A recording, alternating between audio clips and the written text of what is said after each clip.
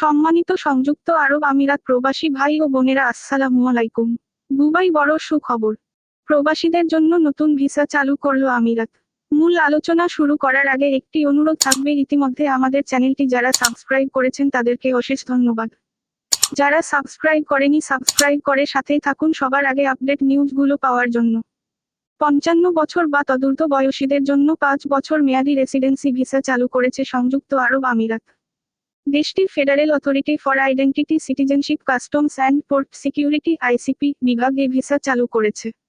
আজ শুক্রবার এ সংক্রান্ত সরকারি আদেশের বরাত দিয়ে এ খবর জানিয়েছে গালফ নিউজ।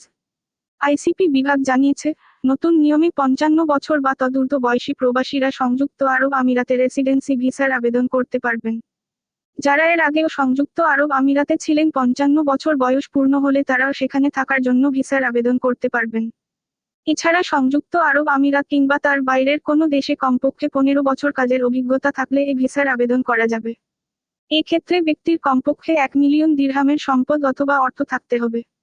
এর বাইরে মাসিক 20,000 দিরহাম আয়, দুবাইয়ের হলে 15,000 দিরহাম হলেও চলবে। ভিসার আবেদনের জন্য সর্বশেষ 6 মাসের ব্যাংক স্টেটমেন্ট জমা দিতে হবে। আইসিপি বিভাগ আরও জানিয়েছে, এই ভিসা হবে 5 বছরের জন্য। 5 বছর পর একজন সব শর্ত পূরণ সাপেক্ষে পুনরায় ভিসার আবেদন করতে পারবেন। অফিসিয়াল ওয়েবসাইট অথবা ইউএআইসিপি স্মার্ট অ্যাপ্লিকেশন ব্যবহার করে ভিসার আবেদন করা যাবে। দুবাই প্রবাসীগণ প্রবাস ভিত্তিক প্রতিদিনের আপডেট নিউজ পাওয়ার জন্য আমাদের চ্যানেলটি সাবস্ক্রাইব করুন।